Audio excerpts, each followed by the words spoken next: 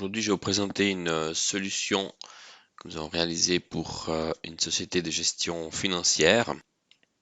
En effet, dans ce genre de société, on travaille beaucoup avec Excel et on avait ici 4 employés qui travaillaient chacun avec son fichier et du coup, nous avons créé tout le processus avec les connexions inter-fichiers Excel avec un outil ici de gestion de portefeuille titre, facturation des fees, gestion, tableau de bord et analyse des devises. Un autre fichier dans lequel on crée des term sheets, répartition par les agents internes, facturation. Ainsi qu'ici, tout le portfolio management, on répartit les term sheets achetés à répartir dans les différents portefeuilles de clients avec des imports automatiques dans chaque fichier, le tout avec un consolidé automatisé. Tout d'abord ici notre solution de management fees avec donc la base de données ici de portefeuille client dans lequel on va pouvoir remplir avec notre formulaire comme ceci. Voilà, on peut donc valider. On récupère ici les différents trimestres d'analyse avec les fees et les montants. Des petits boutons qui nous permettent ici de naviguer. Avec bien sûr des tableaux de bord par devise et par agent.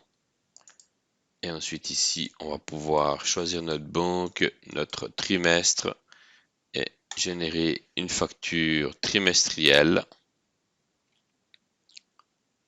Voici donc les 9 factures générées et donc un dossier qui s'est créé avec le trimestre, banque et les différentes factures qu'on peut donc ouvrir depuis là. Hop, car il récupère le trimestre et la banque. Et voici un modèle de facture. Et bien entendu, un outil ici qui va permettre de gérer le suivi des paiements des débiteurs. Et voici ici notre solution de term sheet avec un nom d'utilisateur. On peut mettre un mot de passe que l'utilisateur peut changer. On retrouve aussi un formulaire de création de term sheet. On va en prendre un automatiquement ici. Voilà, qu'on peut modifier. On retrouve des données, des montants, ce qu'on peut insérer. Ici, les liens Bloomberg qu'on peut donc valider. Et ici, on va pouvoir générer notre facture directement au courtier qu'il faut avec le montant, les IN et bien entendu la création ici du PDF. Facture qu'on va retrouver directement ici dans la gestion et le suivi des débiteurs. Donc ici, un double clic pour générer la répartition ici des agents. Voilà, avec un montant.